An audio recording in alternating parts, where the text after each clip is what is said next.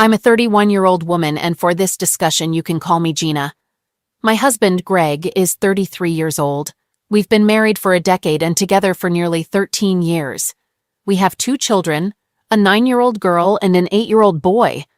Before my affair, Greg was the only man I had ever been with, whereas he had 3 previous girlfriends before dating me. Our marriage was wonderful, filled with love, laughter, and family. Even though we had been married for many years, our intimacy was incredibly satisfying for both of us. Now here's where I messed everything up. I met a man, let's call him Rich, at my daughter's soccer practice. He was a parent of a 6-year-old girl who played in the league below my daughter's. Rich worked from home, which allowed him to attend soccer practices and games. Initially, I spoke to him as part of a group of parents while we watched our children on the sidelines. The reason he stood out was that he was one of the few dads who were there during practices, which typically happened right after school. Over time, we started talking more often, and I noticed that he would always come over and stand near me at every practice, even when I was with other moms. These conversations led to an uncomfortable discussion where he confessed he had strong feelings for me. I made it clear that I was happily married and that we needed to stop talking. He respected my decision and backed off. Strangely, even though I rejected his advances, I found myself enjoying the attention. I know it was terribly wrong, but I want to be honest and share what I was feeling. Eventually, he brought up his feelings again and asked if I would meet him for coffee at a cafe in the neighboring town. Initially, I refused, but later I decided to meet him, with the understanding that it would be a one-time coffee meeting and nothing more. Looking back, I realized that just talking to him was a form of cheating and a complete disrespect to my husband and family, but I couldn't seem to stop myself. At the end of our private meeting, just before we left for our children's practice, he suggested that I come to his house the following day at the same time. He handed me a piece of paper with his home address. I initially declined, but he gently kissed me, and I'm ashamed to admit that not only did I kiss him back, but I kissed him again when he pulled away. The next day, we met at his house and engaged in an affair. There was no conversation or build-up. We just went ahead with it. As I looked around and saw photos of his beautiful wife and child, I became deeply upset with myself. Thoughts of Greg and my kids overwhelmed me, and I burst into tears, telling Rich that I couldn't continue this. We cleaned up, got dressed, and left in our separate cars for our children's practice. During the following week, I made an effort to avoid Rich at soccer practice. When I finally did speak to him again, I firmly told him that I wanted no further contact with him. In response, he handed me a note containing the name and address of a hotel in the same neighboring town. He mentioned that he wanted me to meet him there the next day at our usual time, but understood if I chose not to. I simply said, "No, I can't," and left. That night, I stayed awake, contemplating how this situation could destroy my marriage and family if it ever came to light. However, I foolishly believed the risk was low since we never communicated through calls or texts. All our interactions were verbal or through handwritten notes. I had no intention of going, but I eventually gave in and met him. Similar to our first encounter, it ended with me in tears, telling Rich that we couldn't continue this. This time he agreed, but he believed our intimate moments were worth the risk. We parted ways and remained apart for a whole month, with no contact except for brief conversations during soccer practice and games when talking to other parents. What's most troubling is that during one of the games, my husband, Greg, and Rich ended up chatting for over 20 minutes. It made me feel terrible, but in a twisted way, it also excited me for some reason. Fast forward to my D-Day, the day my husband discovered my affair, the absolute worst day of my life, already crying. Rich and I had a conversation at soccer practice the day before and came to an agreement that we shouldn't meet anymore. We were both happily married and loved our spouses and children. However, here's where I made a really terrible mistake. We decided to meet one final time. I know some people here might find it hard to believe, but it's the truth. D-Dav was supposed to be our last meeting, didn't want to meet at Rich's house because I couldn't bear to see the photos of his wife and child. So I suggested that he come to my home instead. The plan was for him to park on the nearby street, walk over to my house, and enter through the side door, where I would let him in. Since it was lightly raining and there was no one on the street, I thought he did so without Anvone noticing. I took him to our home office on the second floor, which has a guest bed, and that's where we met. I want to emphasize that I would never have done anything in our marital bed like we did at Rich's house because I have too much love and respect for my husband.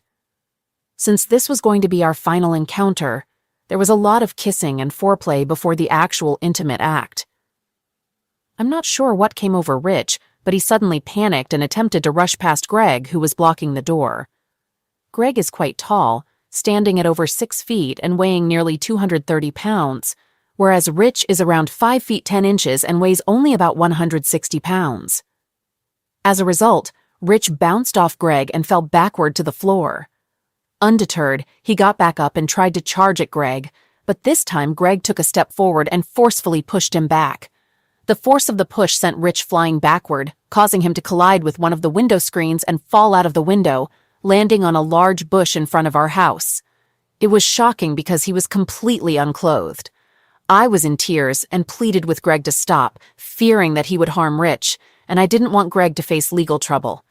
In response, Greg gave me a hostile look and hastily went downstairs. I was concerned he might physically harm Rich and was anxious about my husband's legal situation. I watched from the window, wrapped in a blanket, and saw Rich still lying unclothed in the bush, trying to free himself. I could see that he had scratches and was bleeding, although it didn't seem to be a serious injury. Greg emerged from the house holding Rich's cell phone and began shouting at Rich, demanding his passcode. Rich began begging for mercy, pleading with Greg not to hurt him and not to call his wife Kate. Greg became angry and threatened Rich, saying, "Give me the damn code or there will be consequences." In response, Rich quickly provided the code and Greg entered it into the phone. Greg then made a call to Kate, introducing himself and explaining the situation. He told her he was standing there with her husband, who he had just caught in an intimate act with his wife. After some more discussion and reassurance, he provided Kate with our address and ended the call. I noticed our next-door neighbor coming over. He asked Greg if everything was okay. Greg replied that it wasn't, but he'd manage. Greg thanked him for alerting him to the situation and explained that he had caught us in the act. Our neighbor mentioned that he suspected something was amiss when he saw a man lurking around outside our house. Initially, he thought it might be a burglary until he saw me answering the door and letting the man in. The neighbor felt compelled to call Greg. Greg informed the neighbor that he intended to contact the police to report the incident. Upon hearing this, Rich began to cry and begged Greg not to involve the police. At that point, Rich was still unclothed and trembling. I called down to Greg, pleading with him not to call the police, but he paid no attention and made the call. The police arrived within a few minutes. Greg and our neighbor met the officer at the curb and had a discussion for several minutes, gesturing toward the neighbor's house and then up to our office window.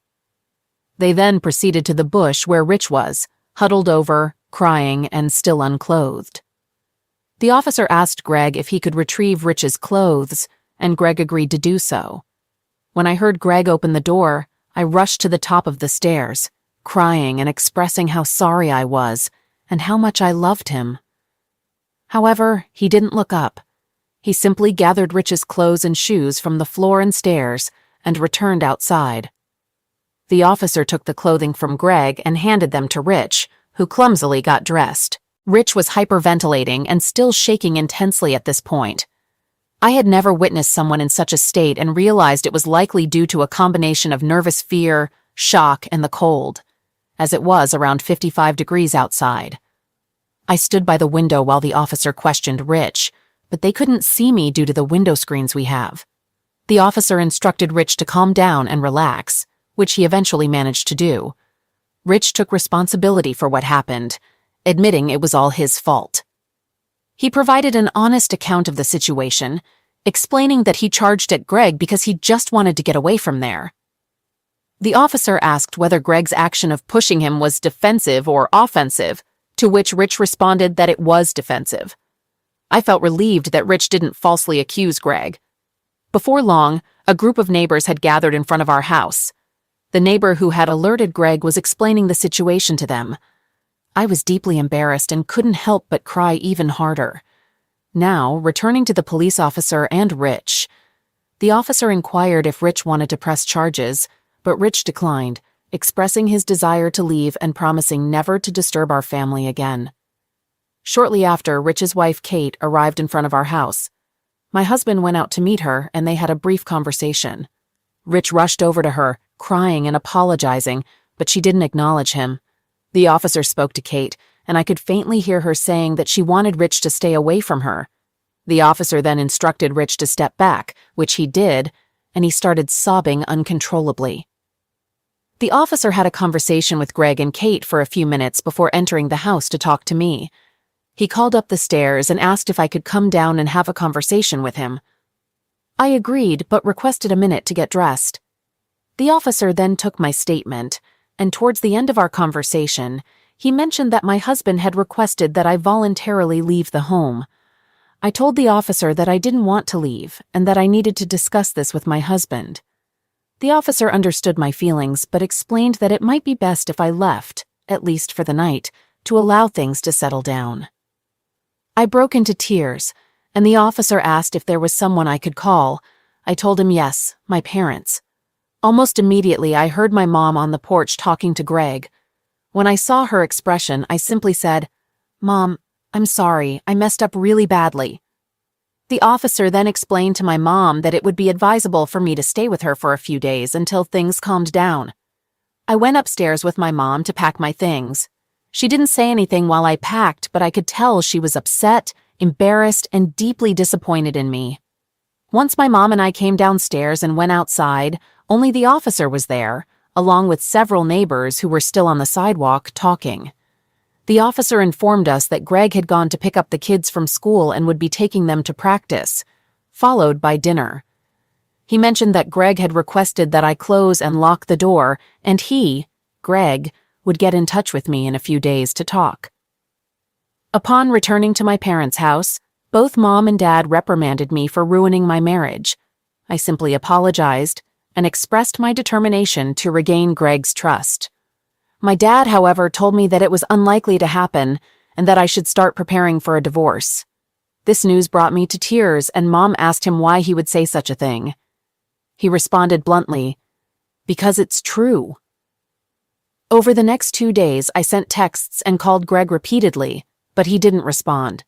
Then, on Wednesday evening, he sent a text suggesting that we meet on Saturday morning at our house to discuss our next steps. In that same text, he mentioned that he had already talked to our kids about what happened, and I couldn't believe he had done this without me. I feared that our kids might now despise me. In another text message, Greg informed me that he had pressed charges against Rich and obtained a 30-day restraining order, TRO. I disliked hearing this news because I just wanted this nightmare to be over.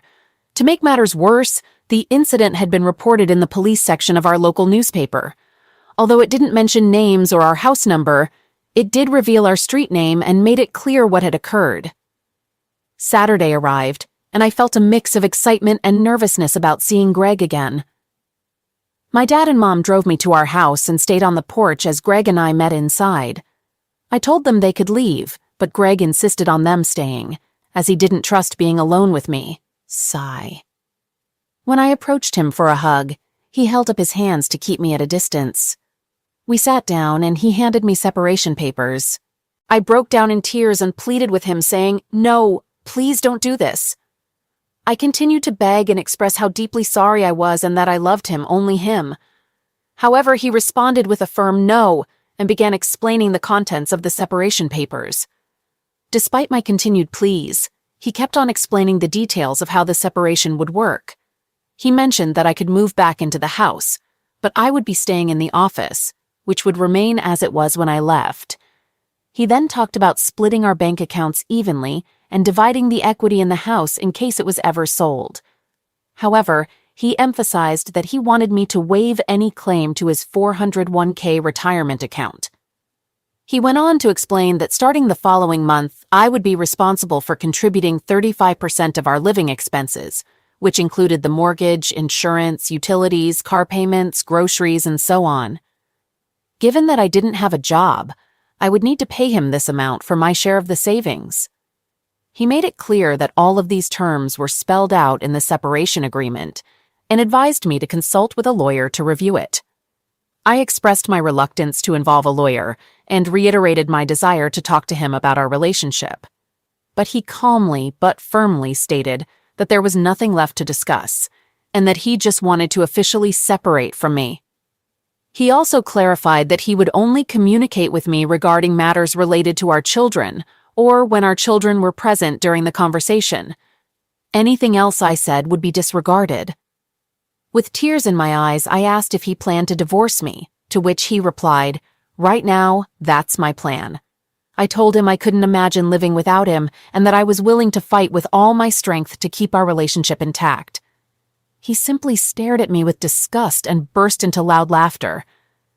Following that, he called my parents into the room and put his parents on speakerphone, explaining everything he had just told me to both sets of parents. It felt like a business meeting, but for me, it was sheer torment. All I could do was apologize to Greg. This all unfolded earlier today, and now I find myself here in the office, writing this post at 1:44 a.m. because I can't sleep. When I talked to my sister earlier, she gave me some valuable advice and suggested I post here to see if any readers might offer additional suggestions that could be helpful. So here I am, seeking guidance. What should I do? Have I irreparably damaged my marriage? Is there any hope of reclaiming the beautiful life I destroyed, or is it lost forever? I welcome all responses, even the critical ones. Right now, I feel like an outcast with no one to turn to. My sister has been supportive, although she too is disgusted with my actions. Thank you in advance for taking the time to read this and for any replies you may offer. Gina. A lot has transpired in my life since my last update. Firstly, I want to express my gratitude to everyone who responded to my original post. Reading all the responses provided me with some solace, even though many of them were highly critical of my behavior. From my own experience, I can attest that not every story has a happy ending. In fact, some endings are truly heartbreaking. Greg and I are now officially divorced, and just typing those words brings tears to my eyes. I still can't fully grasp the reality of it all. It feels like a never-ending nightmare.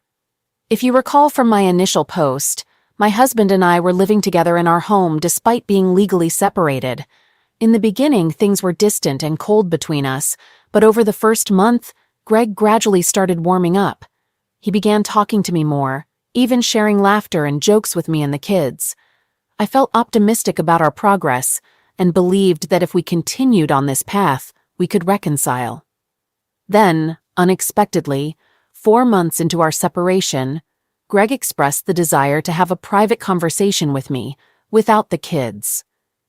I thought it might be a discussion about taking the next steps towards reconciliation, but to my shock, he told me he wanted a divorce. I was utterly devastated. I know the term devastated is used frequently in these posts, but I can assure you that I truly felt that way. Greg clarified that while he would always have deep care for me as the mother of our 2 beautiful children, the love, passion, and trust he once had for me had vanished. I did everything I could to change his mind, but his decision was final. We hugged, but it didn't feel like the embrace of a husband and wife. It was more like 2 friends.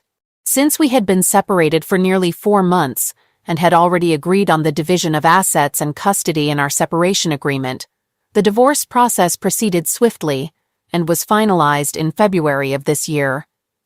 Greg treated me fairly.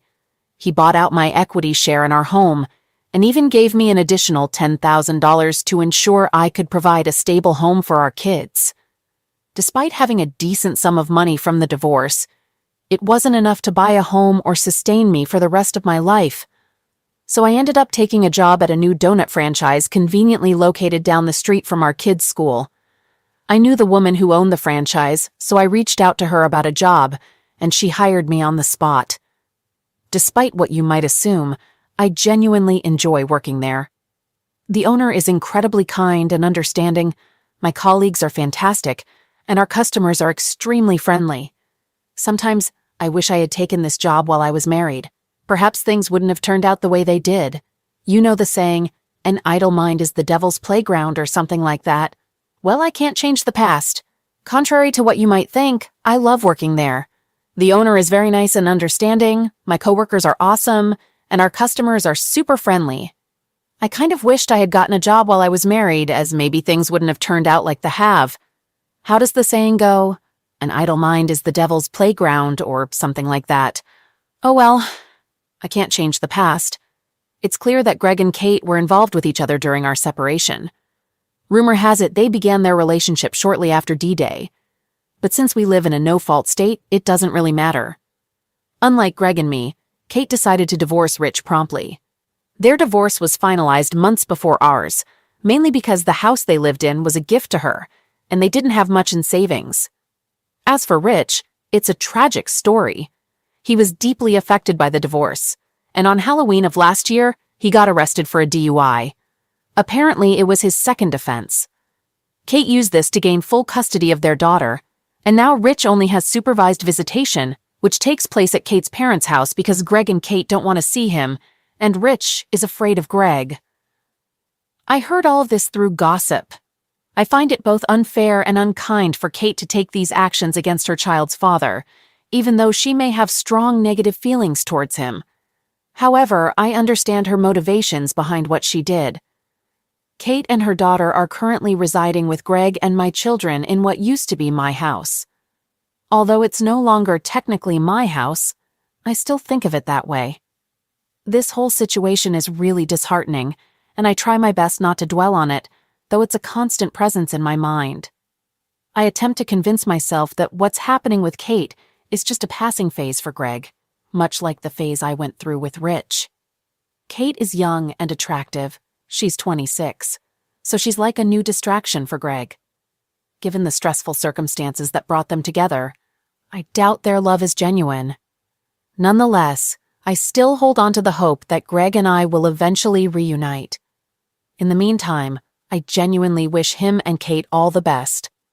Recently, I received news that my contact with Greg will be further limited. He informed me that we will only communicate about our kids via email, starting this Wednesday. Greg mentioned that Kate has been communicating with Rich in the same manner, and he wants to do the same. Hearing this was another blow for me. I believe Kate must have influenced this decision, as Greg wouldn't cut me off like this on his own. As for myself, I've been dedicating most of my time to decorating my new apartment and making it a comfortable space for my kids. It only has 2 bedrooms, so things are a bit tight, but we're managing. I wish I could go back and change the past, but that's not possible, so I'm focused on moving forward, one small step at a time. This is where I currently stand. Thanks for taking the time to read this. All right, that was a fun story. Now let's move on to another exciting one. Stay tuned and let's dive in. I met my wife when I was 16 years old, but we tied the knot when we were both 21, and we welcomed our daughter at 22. Now we're both 47. The day I discovered her infidelity was rather unusual. I woke up that morning feeling unwell. I nearly considered calling in sick to work, but instead I went in, although I ended up leaving early. In hindsight, I'm grateful I left work early that day. My wife also had a job. I can't help but wonder if it was something I ate the night before or some random illness. By the way, she was an excellent cook, probably the only thing she excelled at now that I think about it. One significant warning sign that I completely overlooked was her best friend Kay, who happened to be single and frequently changed partners. She would share her escapades with my wife, and yet my wife would assert that she could never live that kind of lifestyle and expressed her happiness in marriage and family life. Ironically, Kay, her best friend, had even been involved with my wife's college boyfriend. But this was her closest friend. The company you keep says a lot about you. It wasn't until I discovered her cheating that I truly understood who my wife was. So that morning, feeling unwell, I headed to work. After having some coffee, I felt a bit better, but the waves of nausea persisted. I clocked out at lunchtime, and before heading home, I stopped to get some medication, hoping it would help me sleep off this ailment. My wife was supposed to be at work as well. She had prepared for her workday that morning, and I typically left for work before her. However, she was getting ready as though she was heading to the office. As I pulled into our building, it's worth noting that we were renting a townhome that shared a wall with another unit.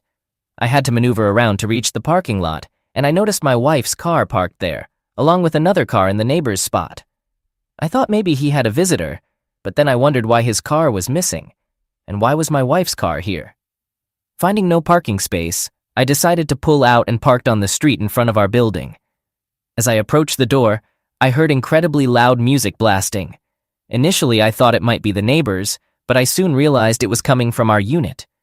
From the front of the unit, I could see our bedroom window, and the music was definitely emanating from there. Upon entering, my suspicions were confirmed. Music was playing inside our place. Hastily, I climbed the stairs, opened the bedroom door, and there it was.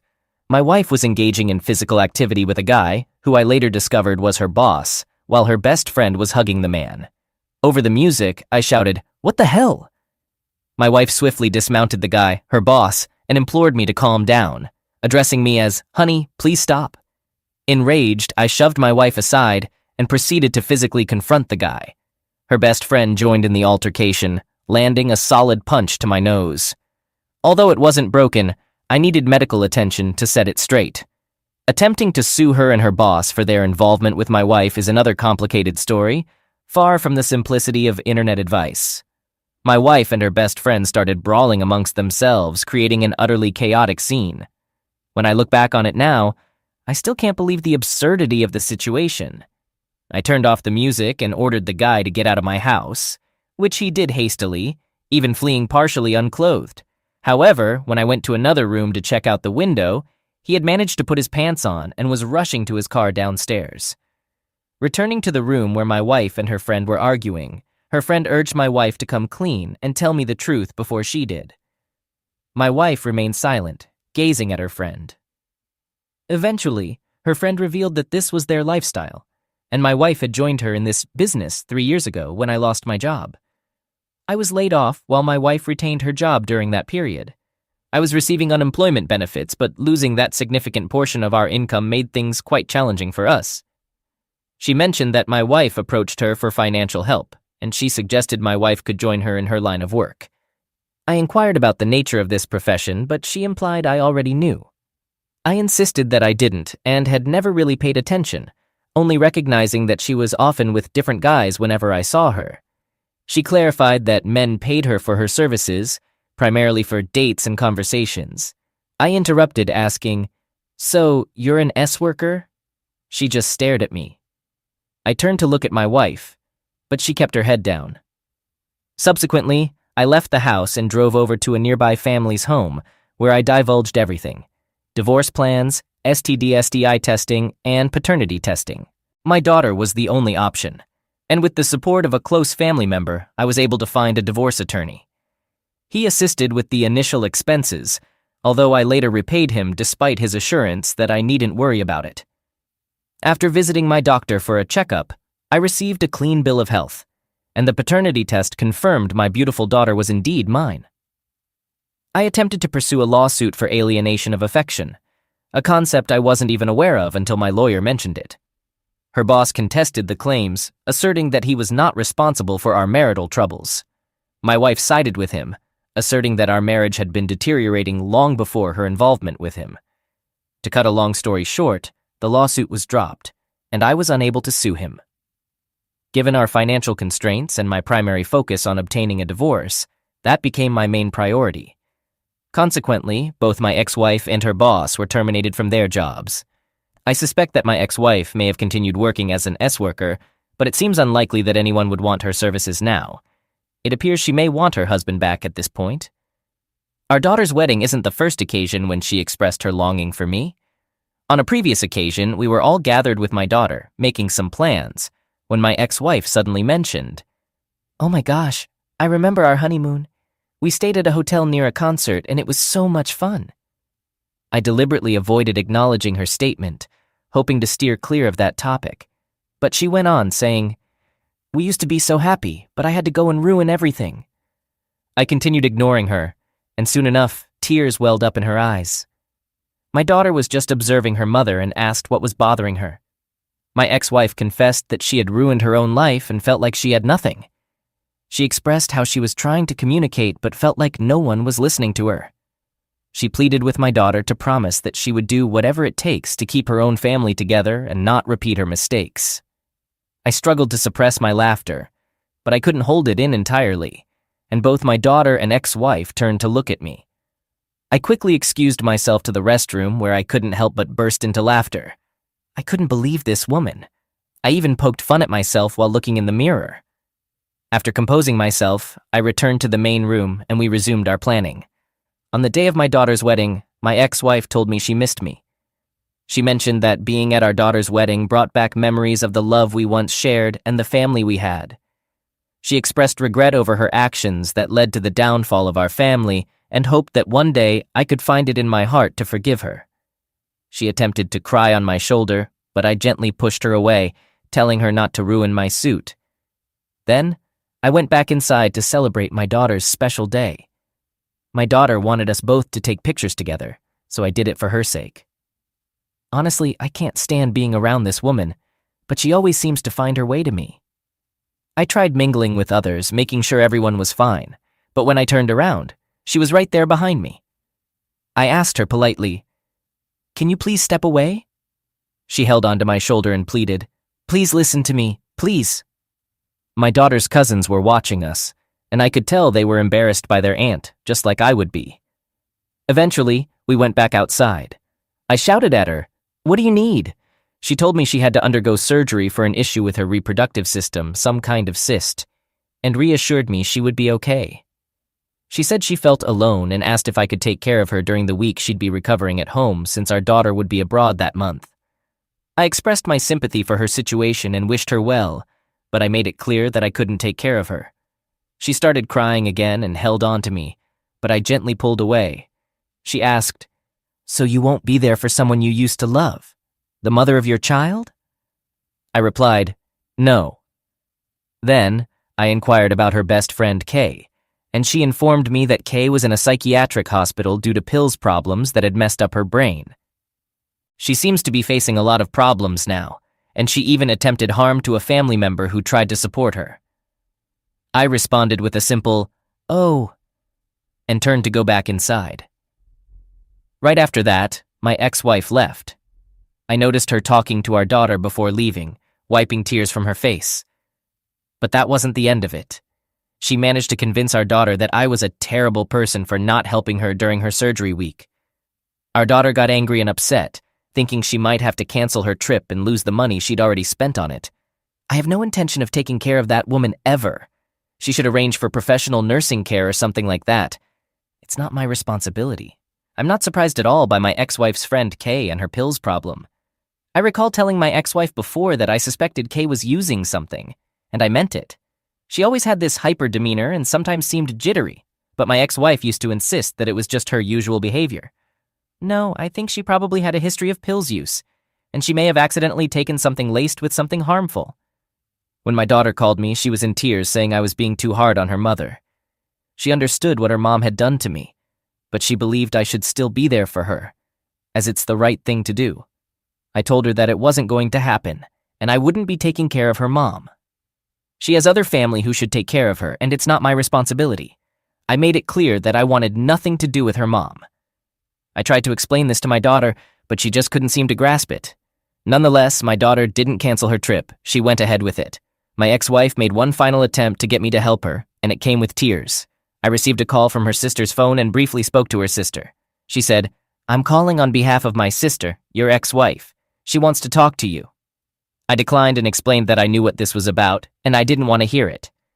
Her sister went on to say that no one else was available to help, and the surgery needed to be done urgently. She even offered to pay me to do it, but I firmly refused, saying there's not enough money in the world to make me help. I asked her to stop calling me. My ex-wife then got on the phone and asked me to stop being so stubborn and do what I'm supposed to do. I pulled the phone away from my face and just stared at it, thinking, what am I supposed to do? I thought to myself, is she joking? I brought the phone back to my ear and asked her what she meant.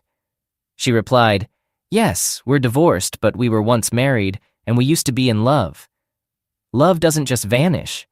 How can I still have so much love for you, while you don't feel the same for me? You love our daughter, but you don't love me. It doesn't make sense." In response, I wished her luck with her surgery and then hung up. Afterward, I blocked her sister's number. I went ahead and blocked every one of her family members in my phone because I didn't want people texting or calling me, pleading with me to come take care of her. She's not my responsibility. If she hadn't betrayed me and still been my wife, I'd have done anything for her.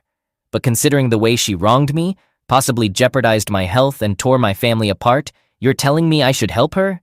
It's my duty as an ex-husband? Is that really a thing?